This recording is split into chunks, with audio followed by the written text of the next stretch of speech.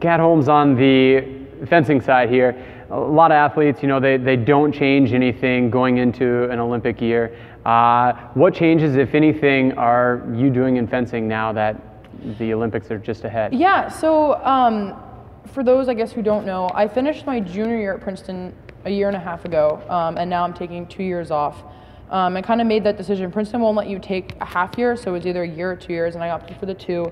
And I'm really glad that I did, because I felt like it took like about half a season to really get my sea legs under me, so to speak, and figure out like, how do I want to train? What's the best way for me? I also have a job. I work at the Princeton Neuroscience Institute. So what's the best way to balance working and training? And so now I think, like, as of last spring, like, I kind of really hit a groove, and I'm just trying to keep that going. So right now I'm not trying to change anything. That was kind of more what I was doing last fall. So I'm just kind of like fine-tuning smaller things now. And what was the biggest challenge for you going from a full-time academic schedule into a full-time training schedule? So it was actually a lot less challenging than I thought it would be. Like, I thought it was gonna be this really weird, like, jarring kind of switch, but because I'm still living basically on Princeton's campus, I'm still working in the building where I had all my classes, and I'm training at Princeton. I train there 3 days a week. There really wasn't as big of a change as I thought there would be, because my surroundings are the same, my coach is the same, like, I'm around the same people, and I'm still working, like, basically in the field that I was studying, so that kind of stays the same. I'd say actually the biggest change was that, like, when I go home at night, I'm done. I don't have homework, like, I'm not staying up till 2 a.m., so, like, the extra sleep is great.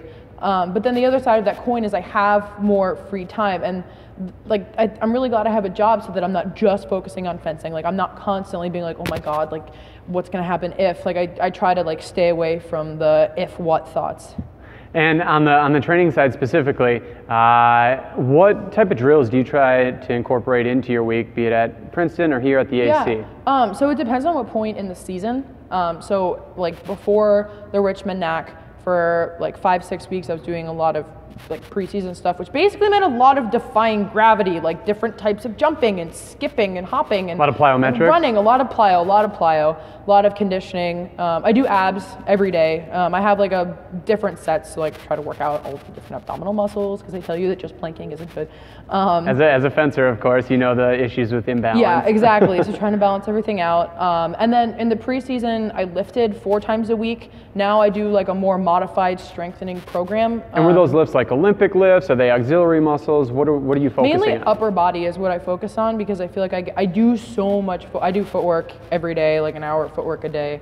So I feel like I get enough work. And with the plyo on top of that, like, I feel like I get enough kind of on the lower body. I'll do like a little bit, like some squats, or like a little bit of hamstring work, but I try mainly to focus on the upper body, because I feel that's not necessary. It's not necessarily neglected, but it's not as put a heavy emphasis on when you're just normally fencing. All right. And what's kind of your favorite drill that you come into, whether it's a footwork drill, whether it's a touch drill, independent or with a partner? See, my favorite drill. So there's this one, it's like a 15 touch drill. And so you go to 5 touches. So not a score of 5, but after 5 touches, collectively. So like 1, 2, 3, 4, 5. Like one person is attacking for those 5 touches, and then for the next 5 touches, that person starts defending, and the other person is attacking. So attacker defender within. So like not again a score to 5, but like 1, 2, 3, 4, 5 touches. Doubles count as just 1, and then you go to a maximum of 15. But I really like that drill. Because you get to really work on both sides of the coin while also having kind of like a greater picture. And it's in segments of 5 where someone's attacking, someone's defending. Yeah. Excellent. All right, Kat. Well, thank you for your time, and best of luck going into the Second World Cup. Yeah, thank you. Thank you.